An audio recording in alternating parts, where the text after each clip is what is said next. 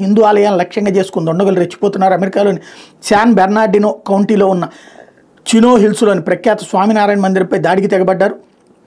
ఆలయ గోడలపై భారత వ్యతిరేక రాతలు రాశారు. గ్రాఫిటీ రాతలతో అందవిహీనంగా మార్చే ప్రయత్నం చేశారన్నటువంటి వార్తని హైలైట్ చేశారు. లేకపోతే నువ్వు డాక్టర్వా, గేదెలు కాకినాడ జిల్లా పత్తిపాడు నియోజకవర్గ జనసేన ఇన్ఛార్జ్ ఓ మహిళా డాక్టర్పై విరుచుకుపడి ప్రభుత్వ ఆసుపత్రుల్లో నానా రాద్ధాంతం సృష్టించారు. తమ్మయ్య బాబు అంటే తెలియదా, జీతాలు తెలుసుకోవడం లేదా, నువ్వు డాక్టర్వా గేదెలు కాస్తున్నావు అంటూ నోటుకొచ్చినట్టు అరుస్తూ బెదిరించారన్నటువంటి వార్తని హైలైట్ చేశారు. తర్వాత పవన్ కళ్యాణ్ ఆయన్ని సస్పెండ్ చేయమంటాం, అట్లాగే చట్టపరంగా చర్యలకు వెళ్ళమంటాం. తాజాగా అతనితో క్షమాపణలు చెప్పించినటువంటి సంఘటన చోటు చేసుకుంది.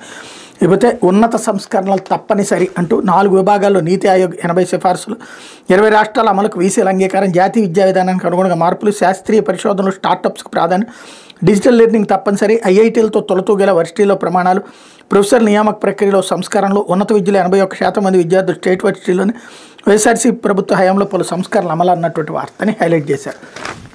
లేకపోతే ప్రైవేట్